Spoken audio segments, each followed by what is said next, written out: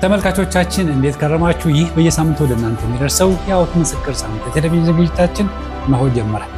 ፕሮግራማችንን መርጣችሁ የምትከታተሉ ኢትዮጵያና ኤርትራውያን በመላው ዓለም የምትገኙ ሁላችሁም እግዚአብሔር ይባርካችሁ ማለት ወዳለሁ። በዚህ ፕሮግራም እየተባረካችሁ እንደሆነ የጻፋችሁልን፣ እየደወላችሁልን እንደዚሁም ደግሞ መልእክት እየላካችሁልን ነው። ሁላችሁንም ላመሰግናችሁ ወዳለሁ። ዛሬ ደግሞ በአዲስ እንግዳ ወደ እናንተ መጥቻለሁ። ዛሬ ያመጣሁላችሁ እንግዳ በሙሉ ወንጌል ቤተክርስቲያን ረጅም ዘመን ያገለገሉ ጋሽ ተዘራ ናቸው። ጋሽ ተዘራ አዲስ ተስፋ ይባላሉ። ጋሽ ተዘራ ከቀጠና ሁለት ሙሉ ወንጌል ጀምሮ እስከ ቴዎድሮስ ሙሉ ወንጌል እንደዚሁም ደግሞ ሳፋሪ ሙሉ ወንጌል፣ መሪ ሙሉ ወንጌልን እንደዚሁ በማገልገል ላይ ይገኛል። አሁን በመሪ ሙሉ ወንጌል ላይ ነው የሚገኙት። ጋሽ ተዘራ እንኳን ደህና መጡ። አመሰግናለሁ። እንግዲህ ተመልካቾችን ሰላም ማለት ይችላሉ። እሺ፣ በሁሉም አቅጣጫ ያላችሁ የተለያየ አገልጋይ እንደዚሁም ደግሞ በጌታ ሳይሆን እንደ ማንኛውም ሰው ይሄንን በጣም ኢንተረስቲንግ ሚስብ በሁሉ አቅጣጫ ያለ ሚዲያ የምትከታተሉ ሁሉ እኔም ያለኝን የሕይወት ምስክርነት ይዤ እቀርባለሁና በጥሞና ልታዳምጡኝ ይገባል። እንግዲህ የሕይወት ምስክርነት በዚህ እድሜ ደረጃ ብዙ ውጣ ውረድ ያለፍንበት ዘመን ስለሆነ በዚህ መልኩ እንግዲህ እኔ ቀርቤያለሁ። በጣም ነው የማመሰግነው። እንግዲህ ከሁሉም አብያተ ክርስቲያናት እንግዶችን እያቀረብኩ እገኛለሁ። እንግዲህ በጣም በሪከርድ እየሰበሩ ያሉት የሙሉ ወንጌል አገልጋዮች ናቸው። በጣም ደስ ይላል። የሙሉ ወንጌል አገልጋዮች በጣም እናመሰግናለን። እንግዲህ ዛሬ የሕይወት ምስክርነት ለመስጠት ነው እዚህ የተገኙትና እንግዲህ ወደኋላ ልንሄድ ነው ረጅም ዘመንና መቼ ነው ለመሆኑ ጌታን የተቀበሉት? ጌታን የተቀበልኩት ሁለት ፌዝ አድርገን ብንወስደው ጥሩ ነው። የመጀመሪያው ተወልጄ ባደኩበት ሀገር ድሬዳዋ ላይ ሉትራን ቸርች አለ። እዛ አገልግሎት የሚሰጠው መንፈሳዊ አገልግሎት ብቻ ሳይሆን ከአንደኛ እስከ 8ኛ ክፍል አካዳሚክ ትምህርት ይሰጣል። በዛው እዛ የምንገኝ ትምህርት እንማራለን።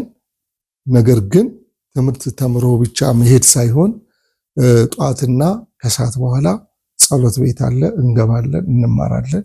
ይሄ መቼ ነው ዓመተ ምሕረቱ? 1952 እንደዚህ ሊሆን ይችላል። በጣም የሚገርም። ምክንያቱም የኔ ውልደት 1942 መጋቢት 22 ሲሆን እንግዲህ ጥርስ የሸረፈ ተብሎ ነው ድሮ የሚገባውና በዛ መሰረት ጥርሱን ሸርፏል። አሁን ትምህርት ቤት መግባት አለበት ስለተባለ አሁን ባልኩ ዓመተ ምሕረት ነው እዛ የገባሁት። እንግዲህ በ52 ዓመተ ምሕረት ጌታን አግኝተዋል ማለት እዛ ጌታን አግኝተናል ስንል ግብረ ገብነት አዚ ሳብጀክት ይወሰዳል። ሰባ ካላመጣህ በግብረ ገብነት ሌላው በተለያዩ ኮምፐልሰሪ ሳብጀክት ጥሩ ውጤት እንኳን ብታመጣ አታልፈም። ስለዚህ ከዛ አንጻር እንማራለን። እንግዲህ አስብ በ52 ዓመተ ምሕረት ያለ እድሜውንም ማሰብ ነው። የልጅነት አእምሮም የታወቀ ነው።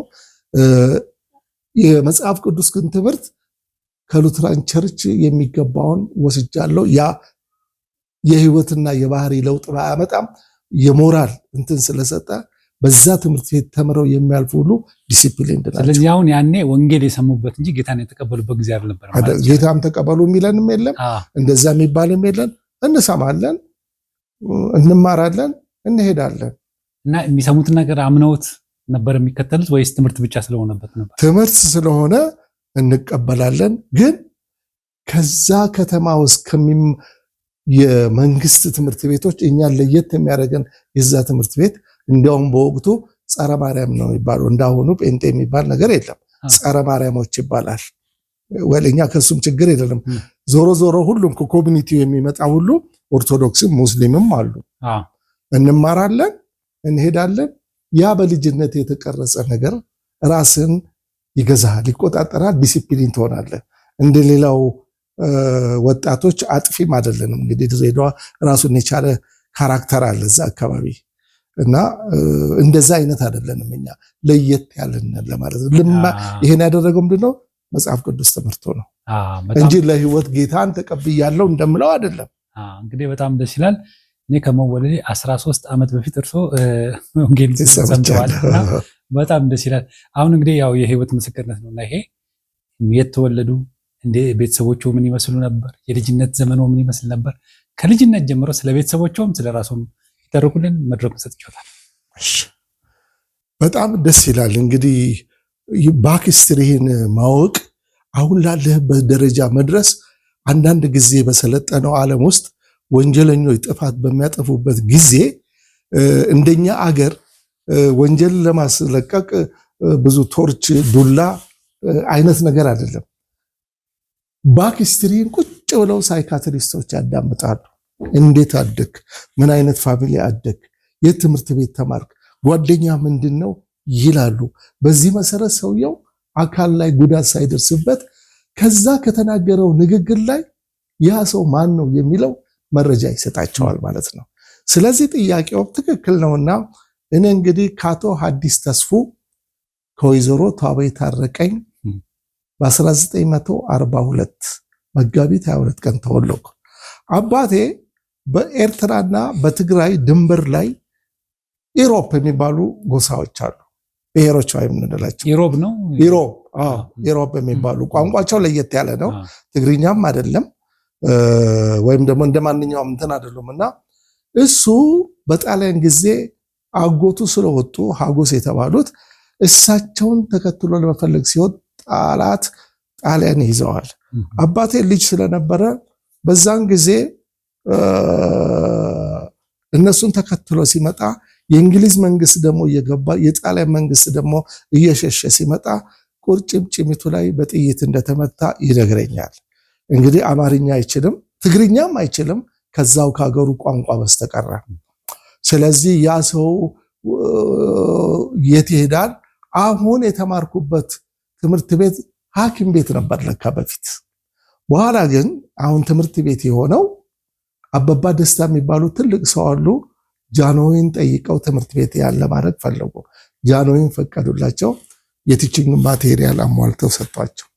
በዛ ትምህርት ቤት ነው እንግዲህ ገብቼ ተማርኩት። አባቴም ደግሞ ሐረር ሄዶ ሆስፒታል ገባ።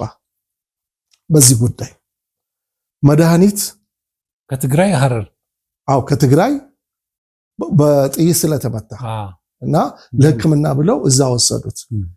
ሕክምና በሚደረግበት ጊዜ ቋንቋ አያውቅም ምን አይልም። ማንም ከጎኑ ያለው ከተኛው ጋር እንደነገረኝ ነው እንግዲህ ኤምቢ የሚባል ኪኒን አለ እንደ ፔን ኪለር አይነት ነው። አሁን ላይ ስረዳው አሁን ጠዋት 1 ምሳ 1 እራት 1 ዋጣ ሲባል እሱ ቋንቋ አቅም ሁሉንም ብድግ አድርጎ ዋጣ። ኮምፕሊትሊ ፌንት አደረገ እንደሞተ። እንግዲህ የሆስፒታል በሽተኞች አብረው ነው እንደዚህ የሚተኙትና ቁርስ የመጣውን አይበላም፣ ምሳ የመጣውን አይበላም። ነርሶቹ ምንም ሲያዩት እሱ በቃ ደንዝዟል፣ ራሱ ርሷል፣ ሞተ ይባልና ሬሳ ቤት ይገባል። ሬሳ ቤት ሲገባ ማታ እንግዲህ እንደነገረኝ አሰራር ሬሳ ላይ አጥንት የሚፈልጥ ምን እንትን አሉ ሰው አለ በዛ የተሰማራ። አሁን እንግዲህ ጠዋት የገባው አባቴ ቀስ እያለ መድኃኒቱን እንትን ሲል በሰመመን ትስ ይለዋል። አሁን ሲፈለጥ ይመስለኛል እንደነገረኝ። በዚህን ጊዜ አጠገቡ እንደዚህ በማይበት ጊዜ ያው ሬሳ ተኝቶ ግማሹ አልለበሰም፣ ግማሹ ጨርቅ ልብሶ ሲያይ አባቴ ይደነግጣል። ኮንሽስ ስለሆነ ብሎ ሲነሳ ያ ደግሞ የሞተ ሰው ተነስቶ አያውቅም። እሱም አሰውየው እብድ ቤቱን እያተረማመሱ መውጫ አጣን ብቻ ፈትለክ ብለው እየሮጡ ወጡ። ከዛ እንግዲህ ከዛ በኋላ ያም እንደሆነም ሰውየው አላውቅም፣ አልነገረኝም። አባቴ እንግዲህ ከዛ ወጣ፣ ከሐረር ከተማ ድሬዳዋ መጣ። ድሬዳዋ እንደዚህ በሚዘሩበት ጊዜ ያ የተወለድኩበት ግቢ አካባቢ እዛ ደርሶ ደጃፋቸው ሄዶ ውሃ ጠምቶት ማይ ይላል። ማይ ይላል አንድ የሰሜን ሰው ሲባል ጎንደሬ ናቸው። ሰውየው አቶ መንግስቱ ይባላሉ። አስገቡት አለ። ውሃ ጠጣ፣ አበሉት። በትግርኛ ሲያጫውት ትንሽ የተሸራረፈ ያቀ ነበርና እዛው ሆነ። የሴትየው ሚስት ደግሞ የጨርጨር ያስፈተፈሪ ሰው አክስታቸው የዳቴ አክስት ነበሩና ብቻ ምን አለፋ እዛ አስቀምጣቸው አባቴን ለሴትየዋ ለእናቴ ዳሩለት። ለዘመዳቸው ማለት ነው። አዎ ዳሩለት። እሳቸው ጉምሩክ መስሪያ ቤት አስቀጠሩት። በኋላ እኔ ተወለድኩ። ስሜ ማን ተባለ? ይህን ታሪክ አሁን የነገርኩን ስለሰማ አዲስ እንደገና ተሰራ አሉ። ተዘራ ይላል አንዳንድ ሰው፣ ግን ተዘራ ሳይሆን ተሰራ ነው። አዲስ እንደገና በህይወት በሞት ተሰራ የሚለውን ስያሜ ያወጡ። ስለዚህ ስሞት ማን ነው? ተሰራ ነው ተዘራ ነው? ተሰራ ነው። አሁን ስሞት መጻፍ ያለበት ተሰራ። እኔ ግን ሰውም ስለሚል እኔም በትምቴ ተዘራ እያልኩ ተቀብዬዋለሁ። ስለዚህ እኛ ግን ስንጠራ ተሰራ ብለን መጥራት ትችላላችሁ። ተሰራ ይሄ ነው ትርጉሙ። ማለት አባቴ ዳግም ተሰራ ተባለ። አደግን። 4 ልጆች 2 ወንድ 2 ሴት ተወለዱ። ክርስቶስ ትምህርት ቤት እንግዲህ እኔም ትምህርት አስገቡኝ እላለሁ። እንግዲህ ይሄ ልጅነት በድሬዳዋ ከተማ በድሬዳዋ። ስለዚህ ከገቡ በኋላ የነበሩት ነገር ሰፈር ውስጥ የነበሩት ባህሪ፣ የቤቱ ሁኔታ እንዴት ነበረ? አባቶትስ ሃይማኖታቸውስ ምን ነበረ? ሁለቱም እናቴም አባቴም ኦርቶዶክሶች ናቸው። ሆን ብለው ግን ያስገቡን ያን ትምህርት ቤት የመረጡልን ምንድነው ጥሩ ዲሲፕሊን የሆነ ጥሩ ስነ ምግባር ያለው ስለተባለ ያስገቡኝ ክርስቶስ ትምህርት ቤት ይባላል። ሉትራን ቸርች ነው። እዛ እንግዲህ ገባሁኝ። ወል እንግዲህ በልጅነቴ ቤቴ ውስጥ በጣም ስነ ስርዓት ያለኝ ዲሲፕሊን ያለኝ አባቴንም እናቴንም በብዙ ነገር የምረዳ ታላቅም ስለሆንኩኝ የሚያስፈልገውን ነገር በቤት ውስጥ አገለግላለሁ። ለእናቴም ለአባቴም እንደዛ ሆኜ ነው ያደጉት። እዛው እንግዲህ ሃይ ስኩል ደግሞ ሉል መኮንን 2ኛ ደረጃ ትምህርት ቤት አለ።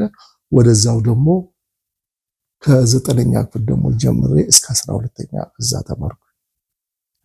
እንግዲህ እዛ ሲማሩ ድሬዳዋ 1942 ነው የተወለዱት አይደል? እርሶ 42 ነው የተወለዱት? አዎ የተወለድኩት 42 ማለት በጣም እንግዲህ ረጅም ጊዜ ነው ካሁን። እና ያን ጊዜ ምን ይመስል ነበር ከተማው? ህዝቡስ ህይወቱስ ምን ይመስል ነበር?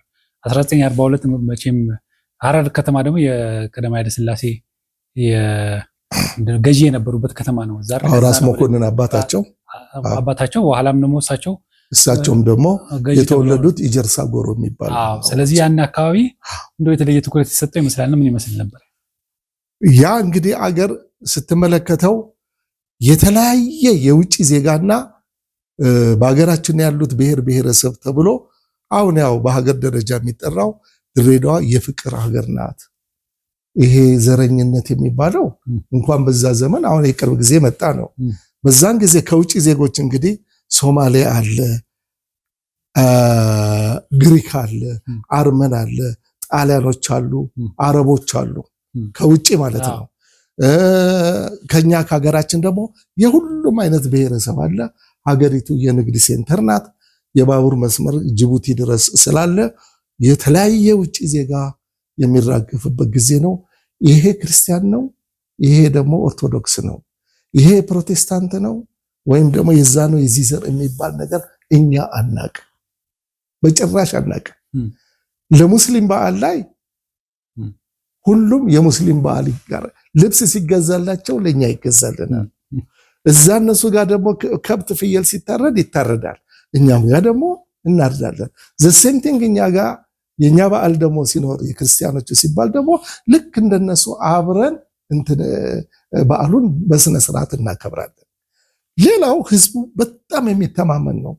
ከተማ ውስጥና ንግድ ሴንተር ብትሄድና ሄደ ገባ ማነ ተስፋዬ ነኝ ካል ልጄ ና ምን ትፈልጋለህ ከተባለ ቢጎልህም ባይኖርም ውሰድ ይለዋል። አንተ ደግሞ በታማኝነት ያን ሰዓት ትከፍላለህ። አንድ ጥሩ ምሳሌ ልስጥህና የእናቴ ጓደኛ አይሻ የምትባል ከሀርጌሳ የምትመጣለች እማረሳው። ያቺ ሴት ግመል ይዛ ትመጣለች። በአንድ ግመል ላይ ቢያንስ 10,000 ብር የሚፈጅ ሽቶ፣ ሲጋራ፣ ውስኪ፣ ጨርቃ ጨርቅ ይመጣልና እኛ ግቢ ወጨረሻ ሰርተን የገባንበት ሳቢያን ሰፈር ይባላል። ግመሉ እዛ ይወርዳል። ታስቀምጥና ሁለቱም እንዲሁ 10,000 ብር ማለት በዛን ዘመን ማለት ነው። በአሁኑ እንግዲህ ሚሊዮን ሊሆን ይችላል። በእምነት እስላም ናት፣ እናቴ ክርስቲያን ናት፣ ኢትዮጵያዊ ናት፣ ሶማሌ ናት። እናቴን ቋንቋ ስለምታውቅ ይግባባሉ። ይህንን ዕቃ እዛ ዳምፕ ታደርግ ትሄድና ከ6 ወር በኋላ ተመለሳለች። የሚደንቀኝ እያንዳንዱ ዕቃ በአይተም ባይተሙ የነገረቻትን እዚህ አእምሯ ላይ ይዛ የፋብሪካ አገር ስለሆነች ድሬዳዋ የሲሚንቶ ፋብሪካ፣ የጨርቃጨርቅ ፋብሪካ፣ የኮካኮላ፣ የዱቄት ፋብሪካ የሚባሉ አሉ። እዛ ያሉት ወዛደሮች ይመጡና የተዘራ እናት አይሻ ምን አመጣች ይላሉ። ግቢ ውስጥ ቤታችን ውስጥ ዕቃ በሙሉ እንትን ታደርጋለች፣ ይወስዳሉ። ተመልከት፣ አይጻፍም፣ ጽሑፍም አችልም። የሰው ታማኝነት፣ የእናቴ ታማኝነት፣ የአይሻ ታማኝነት ሁሉ ደሞዝን ሲቀበል ይሰጣታል። ክህደት የሚባል የለም። እንደዚህ አይነት ነገር የለም። አሁን እኮ ስትጣላ እዛ አካባቢ ላይ ብትጋጭ የምትጣላው በመካካድ ሳይሆን በሰዓቱ አላመጣልኝም ነው። 30,000 እንዲሁ ያለ ወረቀት ወይም 20,000 10,000 ትበዳደራለህ። የምትጋጨው በሰዓቱ አላመጣም እንጂ ክህደት የሚባል ነገር አይታወቅም። እስላሙም ጠንካራ እስላም ነው። ክርስትናው ኤቲክሱ ክርስትናው አለው። ይቺ ሴት እንግዲህ ትመጣልሃለች በ6 ወር። ያንን እናቴ ቆጥራ ትሰጣለች። ኮሚሽንም አላት። አየህ ንግድ ውስጥ ገቡ ማለት ነው። እዛ እኮ ወንድ ሴቱ ትልቅ ትንሹ ነጋዴ ነው። ምን እንትን አለ። እኔ ራሴ ተማሪ እየሆንኩ እነግዳለሁ። እንዴት ብትለኝ ከጅቡቲ ሲመጣ እኔም ወንድሜም ውስኪ ብላክ ኤንድ ዋይት አለ 7 ብር ነው የሚሸጠው። ልክ የጅቡቲው ባቡር ሲመጣ ሐሰን ጆግ ይባላል።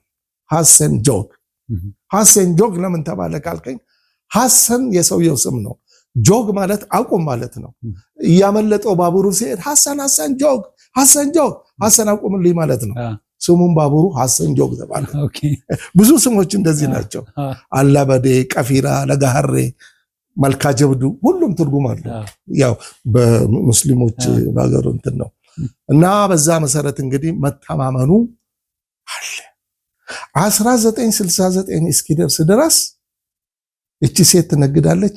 እናቴም እንደዛ እና ወደ ውስኪው ልመልስና ባቡሩ ሲመጣ ልክ ድሬዳዋ ሲያልፍ 7 ብር አይደለ በቤት ይዘን የምንሄደው። ያን 7 ብር በ14 ብር እንሸጥና 7 ብሩን 7 ብር ለቤት እንመልስና 7 ብር በኪሳችን እንይዛለን። አስብ፣ በዛን ዘመን 7 ብር ለአንድ ተማሪ ፊልም የሚገባው በ50 ሳንቲም ነው። ሾርባ ምናምን ይሄ ዱለት የምትበላው በስሙኒ ነው። ስሙኒ ማለት 25 ሳንቲም። መኮረኒ፣ ፓስታ፣ ሩዝ የምትበላው ምናምን በ20 ሳንቲም ነው። እና አንድ ተማሪ የድሬዳዋ በዛን ዘመን ሳለን ወላጅን ይህን ስጡኝ እንዲያርጉልኝ አይለም። ልብሳችንንም ደፍተር መጻፋችን እንችላለን። እና እንዲህ አይነት ነው። እርስ በራሳችን ደግሞ በፍቅር የተሳሰርን ነው። አባቶቻችን ይፈቃቀራሉ፣ ልጆቻቸው ከዛ የተማርነውን ደግሞ እንፈቃቀራለን። በልጅነቱ እንደው ማይረሱት የገጠሙት አስቸጋሪ ጊዜ ላልፎ አልችልም ብሎ ያሉት ጊዜ ነበረ? አንዱ እናገራለሁ ያልኩ ነው እንግዲህ በልጅነቴ አስቸጋሪ የሆነ ዘመን ከብዙ አደጋዎች እግዚአብሔር መዝሙር 23 ላይ ነው ከሞት ጥላ እንኳን እግዚአብሔር ያተርፋል። ዛሬ ላይ ለመድረስ እግዚአብሔር ዓላማ አለው አይደለ በእኛ ህይወት ውስጥና በልጅነቴ አንተ ከተቀመጥክበት እኔ እንደዚህ ሆኜ እኛ አባቴን ተቀብለው እናቴን የዳሩለት ሰው ጥይት የሌለ መስላቸው ሽጉጥ ሲባርቆባቸው እኔን አልፎ መስተዋት ጠርምሶ ሄደዋል። አንዴ በህፃንነት እየሞከሩ ሲፈትሹ ሲሉ ጥይት ተኩሰው ልክ በእኔ በኩል አልፏል። ይሄ ሰውየው እንደነገሩኝ ወደቁ አሉ ይባላል። ገደንግጠው እንደዛ። ሌላው ድሬዳዋን ታውቀዋለህ? ኦኬ 80 ሜትር ድልድይ አለ።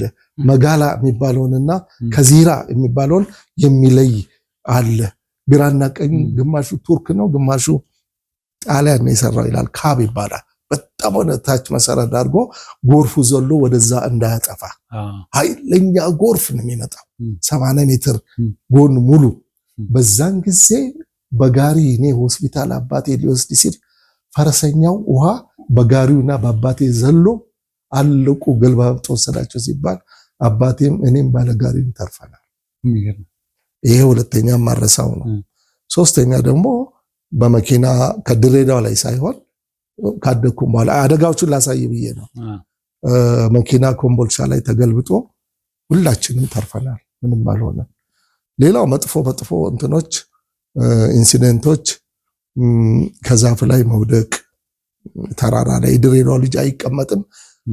ጥግ ጥጉን ከከተማ ውጪ ተራራው ላይ ዛፍ ላይ መውጣት ነው። እንደዛ ሳረግ ብራንቹ ተሰብሮ ወድቄ ምንም እግዚአብሔር ጠብቆ አተርፎኛል። እንግዲህ በዛን ዘመን እንዳየኸው ከኃይለ ሥላሴ መንግስት አመጽ የተጀመረው በእኛ ዘመን ነው። ነገርም ቢገባህም ባይገባህም አዲስ አበባ ሲነሳ አስበተፈሪ ሐረር፣ ከሐረር ድሬዳዋ ድንጋይ ይኖረውራል። ዝም ብለህ ትረብሻለህ። እንደዚህ በቃ አታቆም ምን እንደሆነ። ኃይለ ሥላሴን አልበደሉንም እናውቃለን። ኃይለ ሥላሴ ድሬዳዋ በሚመጡበት ጊዜ ለፍልሰታ 50 ሳንቲም ይሰጥ ነበር። ይመጡ ነበር ያኔ ፍልሰታ አይቀሩም እሳቸው እና እዛ ቤተመንግስታቸውና ሚካኤል ቤተክርስቲያን ጎን ለጎን ነው። ኃይለ ሥላሴ መጡ ከተባለ ግልብጥ እንላለን። አግኝተዋቸው ያውቃሉ እርሶ? እሳቸው አያስጠጉማ ጉርበት ዘበኛ ግን እንደዛ በሚያልፉበት ጊዜ እሳቸው እያዩ ሳንቲም ይሰጣል። 50 ሳንቲም ያ ድሮ ታውቃታለህ? አልተወለድኩም። 50 ሳንቲም ማለት የጃንሆይ ፍራንክ አንሸርፈው ማለት አንመነዝረውም ማለት ነው። ቁጭ ይላል በረከት አለው ይባላል። እና እንደዛ አይነት ዘመን ነበረ። ያ አለፈ። እሳቸውን ለመጣል የደርግ መንግስት ኢህአዴግ መንግስት ክፉ የመኢሶን የኢህአፓ አደጋ ያለበት ዘመን ነው። ከዛ እግዚአብሔር ባስደናቂ ሁኔታ ከሞት ሸለቆ አውጥቶኛል። እንግዲህ ያን ጊዜ ወጣት ነበሩ። ያን ጊዜ ወጣት እንግዲህ በዛን ጊዜ ድሬዳዋ ጨርሼ መምህራን ማሰልጠኛ ኮሌጅ ገብቼ እድገት በህብረት ዘማች ተብዬ ወደ መምህራን ማሰልጠኛም ደረሱ። ያው ተምሯል።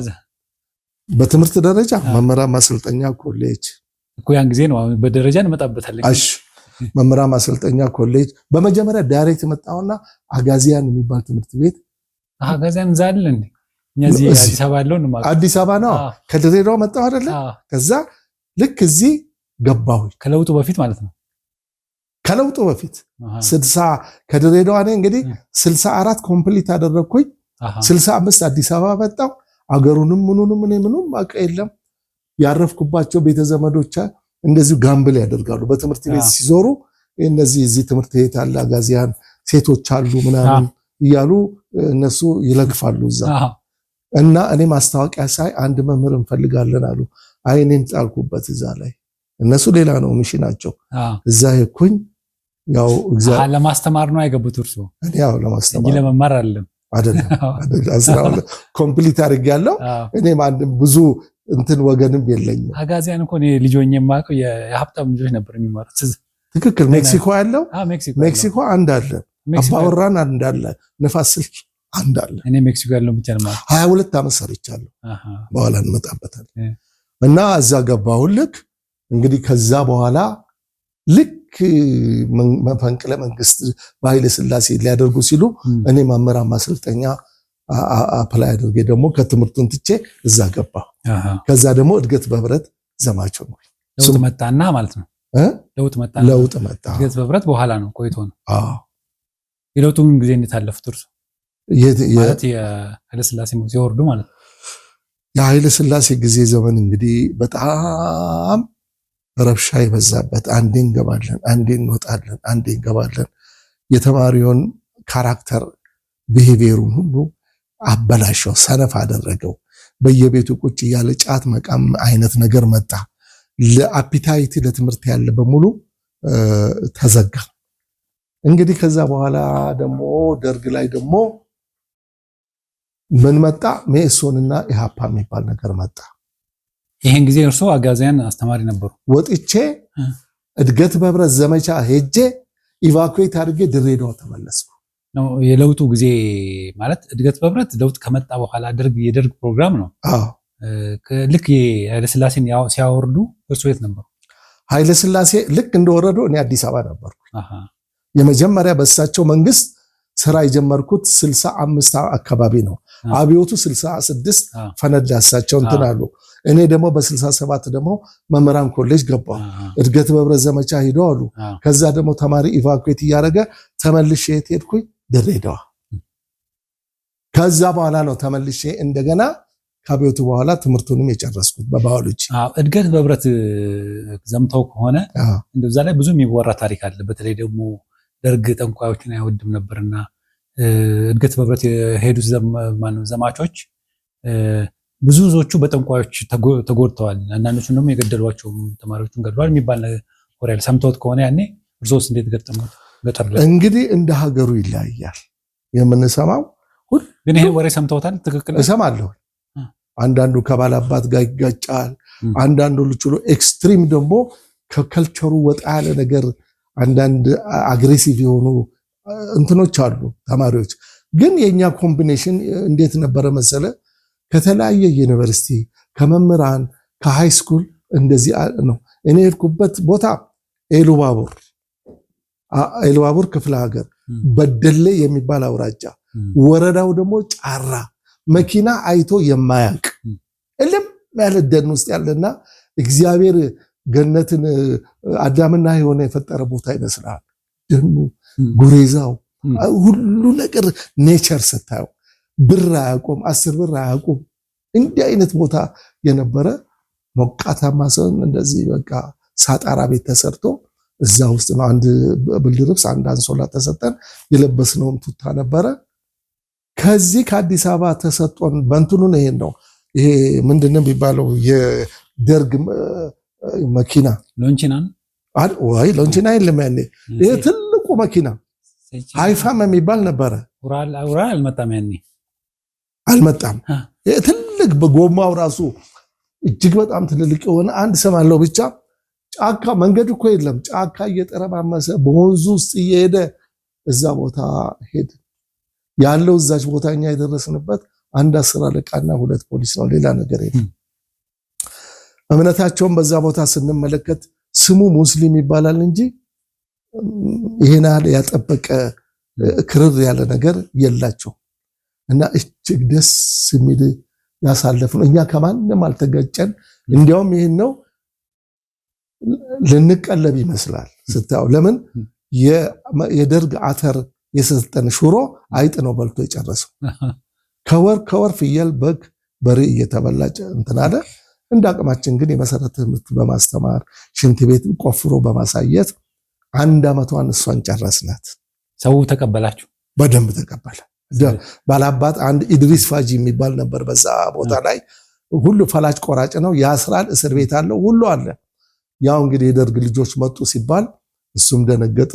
ካለበት ቦታ እንዲነሳ ተደረገ። ህዝቡም የገበሬ ማህበራትን ተብሎ ተደራጀ። ነፃነት ማለት ቀስ እያለ ገባው። ኢትዮጵያዊነቱን አያቅ። ኢትዮጵያ ማለት ምንድነው ብቻ ምንም ስለሌላው ዓለም የሚያውቅ ህዝብ አይደለም። እዛ ያንበት ቦታና እጅግ አድርጎ ቆንጆ ጊዜ ነበር ያሳለፍነው ማለት ይችላል። እኛ ሌሎቹ እንደተፈተኑ አውሬን ዘንዶም የበላቸዋሉ፣ አንበሳ ይገደላቸዋሉ፣ ብዙ ነገር አለ። እኛ አካባቢ ግን እኔ ያለሁበት እንደዚህ አልገጠመም። በጣም ጥሩ። እንግዲህ ሌላውን የሚቀረውን ታሪክ ይነግሩናል። አሁን ረፍት አድርገን እንመለሳለን። ተመልካቾቻችን የተከታተላችሁ የምትገኙት የሲኤምኤን ቴሌቪዥን ሕያው ምስክር ሳምንታዊ ቴሌቪዥን ዝግጅታችን ነው። የዛሬ እንግዳችን ነው ጋሽ ተዘራ ሳይሆን ተሰራ አዲስ ናቸው። ከሙሉ ወንጌል ቤተክርስቲያን መጥተው ታሪካቸውን ያጫወቱ ይገኛሉ። ባላችሁበት ጠብቁ። ይህ ሕያው ምስክር ነው።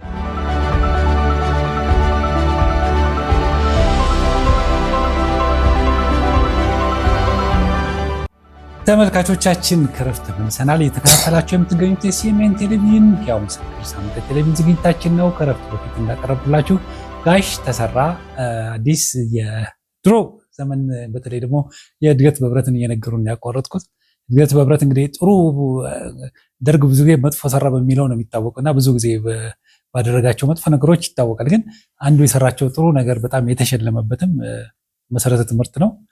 ይሄኛው ግን በብዙም ጎልቶ አልወጣም። የእድገት በህብረት ከመሰረተ ትምህርት በፊት የነበረ ነው። መሰረተ ትምህርት በኋላ ነው አይደል? ትክክል። አጠናከረው እንጂ ስለዚህ ይሄ እድገት በህብረት ዓላማው ጥሩ ነበር ማለት ይቻላል። ዓላማው ለሁለት አድቫንቴጅ ነው እኔ በእኔ መረዳት። አንደኛው እንደምታየው የሀገራችን ተማሪ በሙሉ ከጫፍ እስከ ጫፍ በተለይ ከሃይስኩል ጀምሮ እስከ ዩኒቨርሲቲ ድረስ በኃይለ ሥላሴ ላይ አምጾ ተነስቶ ነበረ። ይሄን ደግሞ ደርግ ደግሞ ሲቀበለው ይሄን ከኃይለ ሥላሴ ሲቀበለው ያንኑ በርደን ችግር ለውጥ ላይ ስለነበረ የተማሪው ካራክተር ውስብስብ ነበረ። ለምን እዚህ ሀገር ውስጥ ተማሪው በሁለት አይነት ፍልስፍና ተከፈለ። መኢሶን እና ኢሃፓ የሚባል። ይሄ ነውጥ ሲፈጠር የወታደራዊ መንግስትን እኮ ሲቪል ሰርቫንቱ አልተቀበለውም። ስለዚህ አንድ ለሱ አድቫንቴጅ ለማሸሽ እድገት በህብረት ዘመቻ ለማስወጣት ይሄ ተጠቅሞበታል። ወጣቱን ገለል ለማድረግ ከከተማው ፋታ ለማግኘት ተጠቅሞበታል። አድቫንቴጅም ነበረው። ከዛ በኋላ ግን እዛ ከሄደ ደግሞ ለተማሪው ደግሞ በኔ ግምት ሀገርህን ለማወቅ ይችላል። ይህንን ያው ብዙ በአዲስ አበባ ተወላጅ ከተማ ተወላጆች በሙሉ ስለ ገጠሪቷ ኢትዮጵያ ምንም የሚያውቀው የለም። እና አሁን እኔ እዛ በሄድኩበት ጊዜ በተለይ እንትን ነበረ ለምግብ ኮሚቴ ለጠቅላላ ለትምህርት ክፍል እየተባለ ኮሚቴ አቋቁመናል። በዛ መሰረት እኔ ምግብ አቅራቢ ነበር። ደግሞ ለምግብ ለማቅረብ ደግሞ ተወዳድሬ ነው እንደ ፕሬዚዳንት እንደ ኃላፊ። በምን እንዳሸነፍኩት መሰለ? ሁሉም ከወንዝ በባልዲ በምን ባገኘው ነገር ውሃ ይቀዳል፣ የበላበትን ሳህን ያጥባል። እንደዚህ አይነት ችግር ነበረ እና እቺን የዘማቹን ችግር በመረዳት እኔ 2 አህያ ገዛለው የተስፈኛ የገበሬ ልጆች እቃ እንዲያጥቡ ውሃ ሞልተው እንዲያመጡ ዶርሚቴሪ በያለበት እንዲያጸዱ አደርጋለሁ ሲል በአንደኛ በአሸናፊነት በበዓል ቀን ደግሞ የምርጫ እንትን ማለት ነው ውድድሩ የምርጫ ፕሮግራም አቀርባችሁ ማለት ነው። አዎ በበዓላት ላይ ደግሞ እያንዳንዳችሁ ቤታችሁ ትዝታ እንዳይኖር እንዳታሰቡ ድምቅ ያለ በዓል አደርጋለሁ አልኩኝ። ያለ ምንም አጠገቤ የማይደርስ ተወዳዳሪ አሸነፍኩኝ። አህያው ደግሞ የዛን ጊዜ ስንት መሰለህ? 20 ብር ነው የገዛ ነው። አህያው መጣ። የገበሬ ልጆች እዛ ይሄን እድል የሚበላ የሚጠጣ ስጋ፣ ቁርስ፣ እንቁላል የሙሉ ታገኛለህ። ከዛ መጣ። ዶሮ ስንት እንደሚገዛ ታውቃለህ? የእንትኖች የገበሬዎች ማህበር ሊቀመንበር ያለበት ቱሉ ቡጤ የምትባል ቦታ ላይ 20 ሳንቲም 30 ሳንቲም ነው ዶሮ። እንቁላል አይገዛ ነውር ነው። እንግዲህ ይህንን በበዓል ቀን አንድ በሬ ይታረዳል ወይም አንድ መሲና ይታረዳል። ካምፋየር ይበጃል። የሚገርም ነገር ለእያንዳንዱ ዘማች በጀታችን ቦር ስንት መሰለ? 30 ብር። ስንት ዘማች አለ? 90 አባዛ 2700። ከዛ ሁለት ዘማች በመጣበት ሀገር ሄዶ እንዲመጣ መሸኛ ገንዘብ እንሰጠዋለን። ካምፋየር ይሰራል። ልዩ ልዩ ሞቲቬሽን ይደረጋል። እንቅስቃሴ አለ እና ዶሮ በዛ እንግዲህ በጣም ጥሩ የተመቸ ጊዜ ነው። በግ 4 ብር 5 ብር ትገዛለህ። ጠጅ 4 ብር ላይ 25 ሳንቲም። ጠጅ ማለት ይሄ የሚያሰግረው አይደለም፣ ብርዙ አለ፣ ማር ሞልቷል። ቅቤ በሚያል ፊንጃል ላይ 10 ሳንቲም ነው የምትሸጠው። በጣም የገረመኝ አንድ ነገር ልንገርህ። በጣም ኋላ ቀር ከመሆኑ እዛ ላይ አስተማሪዎች እዛ የሄዱ መስታወት እቺችን መታንሳራ እንደዚህ ያዩና 10 ሳንቲም ያስከፍላል። ያ መስታወት እንኳን ያልገባበት ሀገር እንግዲህ ያን ሁሉ የሀገራችን ዜጎቻችንን ለማየት ሞከር። ብዙ ሴት ዘማቾች አስተማሩ።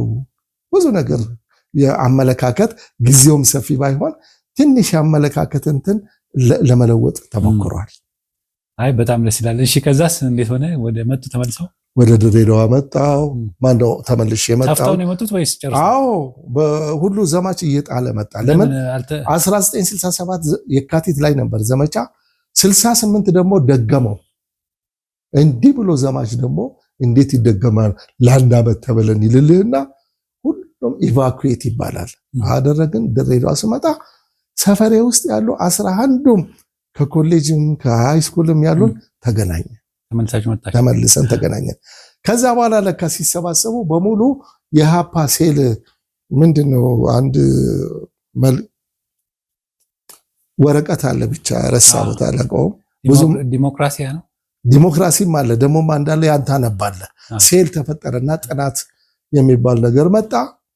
እንግዲህ ያው ባንዱ በዛ ውስጥ እንግዲህ ጥቂቶች ደግሞ በዛው ሰፈር ውስጥ በኤሶን ይባሉ ወጡ። ጥል ተፈጠረ። ቤተሰብ እርስ በርሱ በልጆቹ ምክንያት መጋጨት መጣ። ግን የዛን ዘመን ውስጥ ሰውን የሚገድልበትም ጊዜም አልነበረም። አንደኛ ድሬዳዋ ጠባብ ስለሆነች እርስ በርስ ትውውቅም አለን። ማን ምን ደግሞ ያውቃል። ዞሮ ዞሮ እንግዲህ ያም ዘመን አለፈ፣ እየከረረ መጣ። እኔም ደግሞ ተመልሼ አዲስ አበባ መጣው። ሶማሌ ሳትገባ በፊት ማለት ሳትገባ እሷ የገባችው በ1969 ነው። አዎ ያን የገባችው በነገራችን ላይ በዛን ጊዜ 68 ላይ ስደት መጣልክ። እሷን ለማስታወስ ፈልጋለሁ።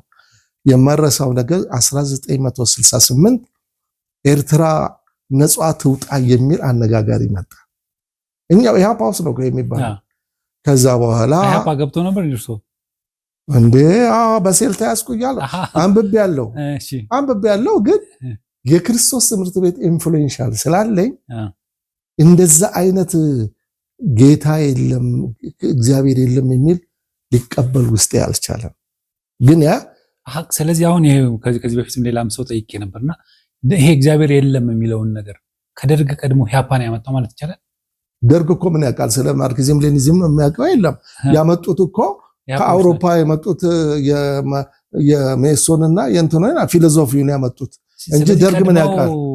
ኢትዮጵያ ትቅደም ነው ተፈሪ ባንተ ያሉት እንጂ ከዛ ውጪ የለም።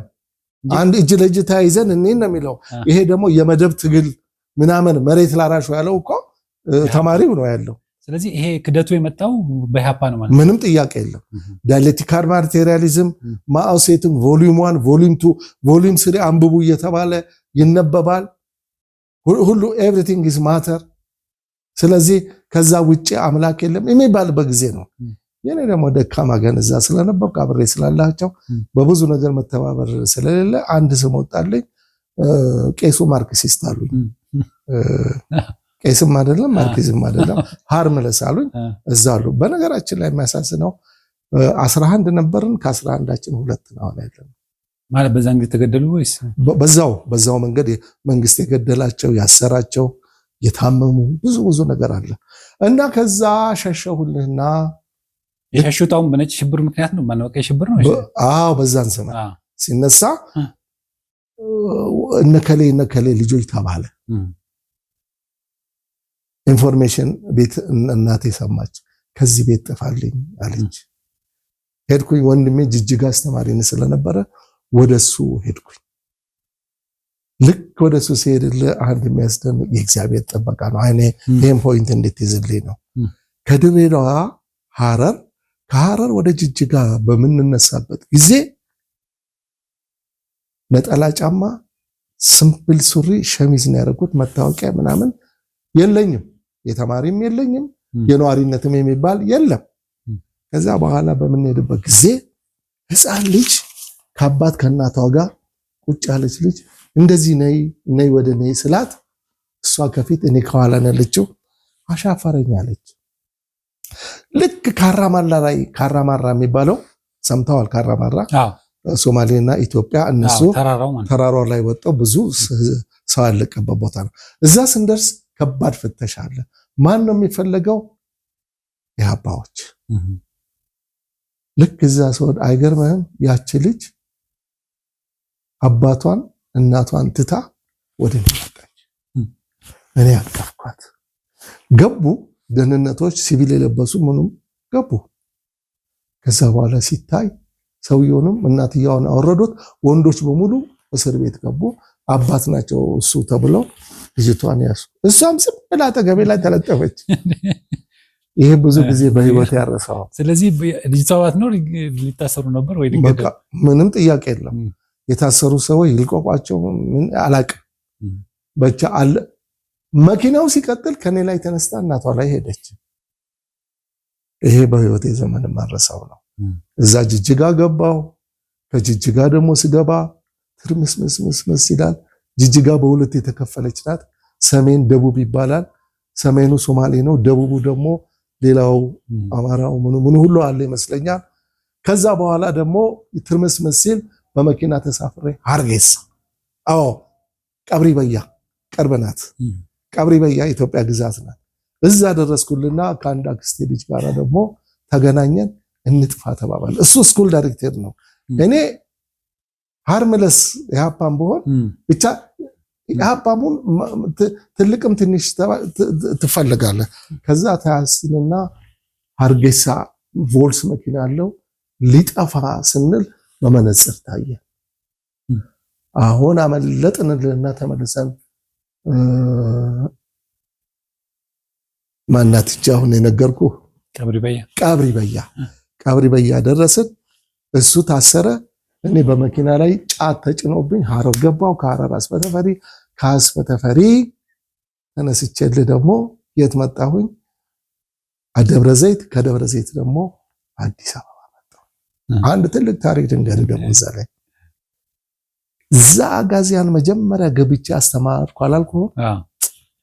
አረሳውም እስካሁን ድረስ ያቺ ልጅ እና ህይወቴን ስታስመልጥ ጌታ ልኮ እዚህ ላይ ደግሞ ዛሬ በህይወት የለም። ማግኘት ብዙ ፈልጌ ነበር አላገኘሁትም። ፖሊስ ተቀጥሮልክ ሶስተኛ ፖሊስ ወንጀል ምርመራ ላይ ተደርጎ ኢሃፓዊ ተብሎ ለካ የኔ ፎቶግራፍም እዛ ተልኳል። ወንትድ በተገኘት ግደላቸው ተብሎ አሁን የእርሱ ፎቶግራፍ ከድሬዳዋ ነው ዘረስ የተላከው። ኤግዛክትሊ የጠፉ ተብሎ ሁላችንም ጠፍተን አዲስ አበባ ፎቶ መጥቶ ይሄንን ግደሉ ምቱ ተብሎ ይሄ ደግሞ የዛች ቦታ ላይ መርማሪ ነበረ። አስራት ኃይለ ዮሴፍ ይባላል። ልጆች አሉት አሉ የሚሰሙ ባገኛቸው ይሄን የሰሙ ልጆች ማግኘት ቤተሰቡ ማነው? አስራት ኃይለ ዮሴፍ ንፋስ ስልክ ቤቱ አጋዚያን ቁጥር 2 ያስተማርኩት እና እሱ ፎቶውን ያይና እንዲህ ይሄ ጋሽ ተዘራ አይደለም እንዴ ይልልሃል። ለካስ ያን ጊዜ ምልክቱ የሞቱ ከሆኑ ወይም የተያዙ ከሆነ በቀይ ማርከር ኤክስ ይደረጋል። በህይወት ደግሞ ካሉ ይፈለጋሉ። ለሴኩሪቲ በሙሉ ፎቶግራፍ ተሰጥቷቸዋል። አሁን አስራት ይህን ሲያይ መኖሬንም መሞቴንም አዲስ አበባ መሆኑንም አቅልህም ኤክስ አረገው። ሚኒንግ ከዚህ በኋላ አይፈለግም ነው። ሴኩሪቲዎቹ ይህን ካዩ ወይ ታስሯል ወይ ሞቷል ነው። አሁን እኔ ሆያ አገር ደህና ነው ብዬ ልክ ከደብረ ዘይት እዚህ ገብቼ ሲኒማ ኢትዮጵያ ተሰልፌያለሁ። ከኋላዬ አየ አወቀኝ። እንዲህ ያደረገኝ እንዲህ ስል አለ። እኔ እንግዲህ ፖሊስ ይሁን ምን አላውቅም፣ ማን እንደሆነም አላወቁም። አስራት ነው እሱማ ቃሉ የኔ ተማሪ ማንነቱን አላውቅም ማለቴ ስራው ምን ላይ እንደሆነ። ሲኒማ ቤት ገባን፣ ማጫወታል አለኝ፣ አወጣን። ከዛ በኋላ ደሃብ ሆቴል የሚባል አለ እዛ ገባና ሁሉን አሁን የለበስኩትን ልብስ ሁሉን ነገር ፎቶግራፍን መጥቶ እንደዚህ ሀፓ ነበርከው ያለኝ። ደነገጥኩኝ። አዎ እጩ ነኝ እንጂ እኔ አምኖት አክቲቭ ሃርምለስ ነኝ ብቻ whatever it is ልትገደል ተልኳል ብሎ ኤክስ አድርጌዋለሁ። አሁን ይዋር ፍሪ አለኝ። እንግዲህ የሞተ ሰው አንደኛ ይሄ ነገር ብሰማ አዲስ አበባ መኖር አልችልም፣ ተሳቀቄ እንትን እላለሁ። ግን ይሄን ስለሰጠኝ ሪሊፍ አገኘ። አንተ አሁን ነፃ ነህ አይዞህ ብሎ አለኝ። የሚቀጥሉ ብዙ ሳልቆይ አጋዚያን ቁጥር 2 ዳይሬክተር እንፈልጋለን ሲሉ እጅ አመለከትኩልኝ። ገባሁ፣ ስራዬን ጀመርኩ እንደገና ማለት ነው። እግዚአብሔር አተረፈኝ። ከዛ በኋላ ወደ ቁጥር 1 ደግሞ ተመልሼ መጣሁኝ እላለሁና አጋዚያን ላይ 22 ዓመት ሰርቻለሁ። ይሄ እንትን ምንድነው ኢህአዴጎች ነው ያባረሩኝ። በኢህአዴግ ጊዜ አባል ሁን ምናምን አይነት ነገር አለ። አይካንተ ያን ጊዜ ክርስትና ወደ ክርስትና መጥቻለሁ። የክርስትናንም ነግረሃለሁ። እሱን ይንገሩን። እሺ እንግዲህ ሰንጋተራ ጓደኛዬ ቤት እኖር ነበረ። ብሩ ደሬሳ ይባላል። አንደኛው ጓደኛዬ ታፈሰ ይልማ ይባላል። እዛ ቤት እንግዲህ ኬዜን ሁሉ ነገርኩኝ፣ ያለብኝን እነሱ ቤት ገባው። ማንም ከድሬዳዋ አቅም እኔንም የሚፈልግ የለም። አሁን አጋዚያን ቁጥራን ሜክሲኮ ያለው ገብቻለሁ። በዛ በኋላ ቀበሌ አንድ አስተማሪ ባካችሁ ፈልጉልን ከዚህ አካባቢ የመሰረተ ትምህርት የጣቢያ ኃላፊ እንዲሆንልን ተባለ። ደርሰበታልና ማለት ያው ደርሻለሁ። በደርግ ጊዜ የመሰረተ ትምህርት እና ምን ያስ ከትላልቅ ሰዎች ጋር ዝም ስለምወድ ገብቼም ተምሬያለሁ። አራ ኦኬ። የኛ ሰፈር የድር አዳራሽ ውስጥ ትምህርት ይሰጥ ነበር። ትላልቅ ሰዎች ነው የሚማሩት። ኦኬ ኤኒዌይ በትምህርት ዓለም ውስጥ በመስራውም ስላለፍኩኝ እንደ መሰረተ ትምህርቱ አይነት ሳይሆን የነዋሪውንም እንዴት አድርገን አንድል እንደማናርጋቸው የተማሪ አስተማሪዎችንም ደግሞ በጥቂቱ ፔዳጎጂካል አሰራር ሀውቶ አፕሮች ይችን ስናደርግ ሰውም እንደ ችግሩ ለምሳሌ እንጀራ ዛሬ ጋግራለሁ ጠላ ጠብቃለሁ ሲሉ እሺ በግድ ሳይሆን የህዝብ ሱቅ እንከለክላለን ሳይባል በውዴታ ስናደርግ አንድ ሰዎቹ ቴስቲሞኒ ሰጡ። ጥሩ ምስክርነት ለፖለቲካው ሰዎች ጥሩ ጣቢያ ነው ተባለ። ኤኒዌይ ከክፍለ ከተማ አይደለም ያን የሚባለው ማነው ከፍተኛ ከዛ ጥሩ ውጤት አመጣ።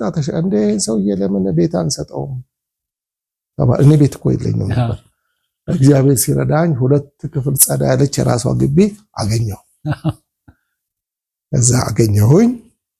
እንግዲህ አሁን ክርስትናው ሚለ ኢትስ ሚራክል የእግዚአብሔር አጠራር እንግዲህ ከዛ ነው የጀመረው። ኤርሚያስን ከማፀኑ ከመፈጠሩ በፊት ብሎ እንደመረጠው አሁን እዚህ ላይ ሲደርስ እግዚአብሔር እንግዲህ አሁን የመጣንበትን ለአድማጮቻችንም ከሞት ሸለቆች ብዙ አውጥቶናል። አይደለም አውጥቶኛል። በልጅነቴ ብዙ ነገር አሳልፈዋል።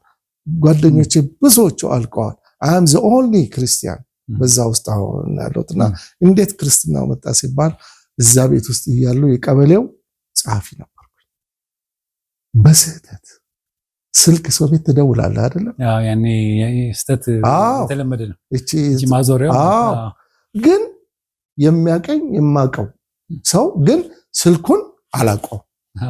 ያ ሰው መምህራን ኮሌጅ አስተማሪ ማይባላል የኢኳሪ ዘማሪ ታምራት ኪርኩ አብረን ደግሞ ምንድነው ደግሞ የኔ ጓደኛ ተስፋዬ ተሾመ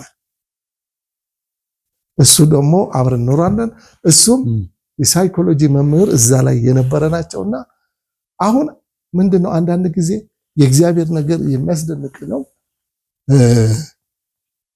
ዝም አልኩኝ። ተስፋዬ ደህና አይደለም አለ። ኧረ ደህና ነው። እንዴት ስልኬን አወቀው? እኔ በስተት ነው አልኩኝ። ካፌ እንዴት እንዳመለጠ አላውቅም፣ ግን ክርስቲያን መሆኑን ይነግረኛል። ይሄ የታምራትን ማለት ነው። ለምን ስለ ጌታ አትናገረም አትመሰክርም? እኔ እኮ ስቲል ነው ለኔም እንትን ነው። ከዛ በኋላ ጌታ ይመስገን አለሱ ቤት መጣሁኝና እንዴው እንዲህ ማድረግ ምን ነካኝ? እኔስ እኔ ልሆን ተስፋዬን ለምን ደረብኩት አልኩ። በእርግጥ ይሄ ጌታ ስራ ነው እንጂ እኔም አስቤ አይደለም፣ ተስፋዬንም ጎዳ አይደለም። ጥቅሙን አገኘንና እንግዲህ በዚህ ምክንያት ስመጣ ተስፋዬ እንደዚህ ያልኩለት አምራ ስለው ደነገጠ። ምን ያልከው አልኩ። ስለ ጌታ ለምን አትመሰክርልኝ አልኩት። አሁን በኋላ ይሄ የነገርኩት አርብ ነው። ሰኞ ዕለት በ3 ሰዓት ከ11 ሰዓት ተኩል ወደ ማታ መጣ።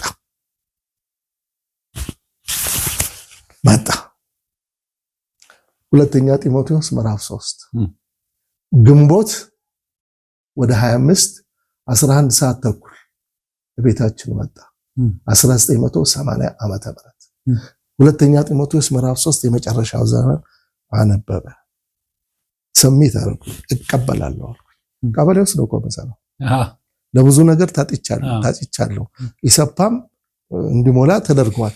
ግን ውስጤ በሃፓ ዘመን ስላለፍኩኝ የክርስቶስ ምትት የተማርኩትም ነገር ስላለች የፖለቲካ ነገር ምንም ቴስት የለኝም። ኤኒዌይ መጣ፣ ተቀበልኩ። ተስፋዬም ተቀበለ። ለማን ሰጠን? ለፓስተር ባረድ አንደርግራውንድ ነበረች ቤተክርስቲያን። አደም ባርኮ እያስተማረን እየተከታተለን የውሃ ጥምቀታችንን ጨረሰ።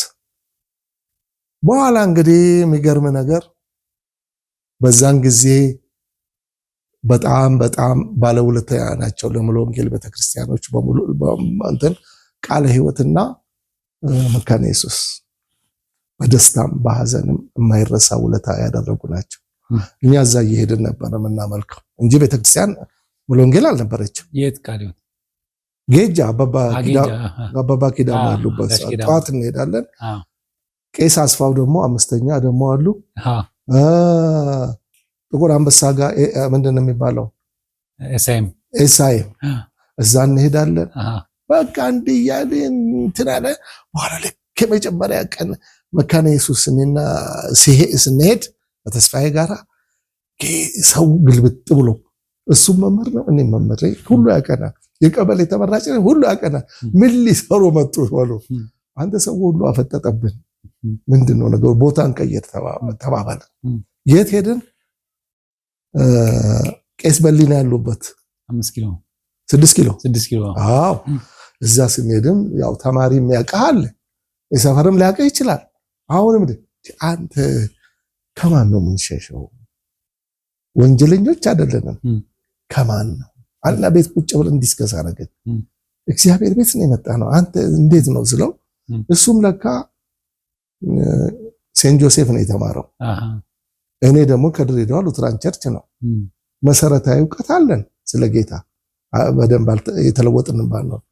ኤኒዌይ ሁለተኛ ጢሞቴዎስ ምዕራፍ 1 ቁጥር 7 እግዚአብሔር የኃይልና የፍቅር መንፈስ እንጂ የፍርሃት መንፈስ አልሰጠንም የሚል እንዲህ ስንከፍተው ተገለጠ። ይሄ ነው እኮ እግዚአብሔር ይናገራል የተባለው። አንተ ተባባልን ብቻ ምን አለፋ ሙሉ ወንጌል በዛን ዘመን አንደርግራውንድ ስለሆነ በሴል በደንብ ደግሞ ተይዘናል። ፓስተር ማለት ጎበዝ የሆነ ፓስተራችን ነበረ። ቤታችን ድረስ እየመጣ ይከታተለን ነበር። ዛሬ እንግዲህ ተስፋዬም ትልቅ አስተማሪ ትልቅ አገልጋይ ነው ያለው በቦሌ ሩዋንዳ አካባቢ ላይ ዲሲፕሊንድ ነው። ድሮም ልጁ የሳይኮሎጂ መምህር ለጥቃቅን ጥሩ ፋይዳ የሌለው ነገር ተጋላጭ አይደለም። እኔ እንኳን በድሬዳዋ ብሶከው መጠነኛ ችግር አለብኝ፣ ግን መጠጥ ምናምን እንደዚህ አይነትም የለብኝም። ለየት የሚያደርገን ከዛ ነው። ዞሮ ኮምፎርታብል ዞን አገኘን፣ አደግን። እኔም ቅድም ያጠቀስካቸው ቤተክርስቲያን እያገለገልኩ ወደ ቀጠና 2 ወዲያው በትኩሱ ቤት ውስጥ በመጀመሪያ የቤት ህብረት መሪ፣ የደህንነት አስተማሪ፣ ክትትል አስተማሪ በዲቁና ተመረጥኩኝ።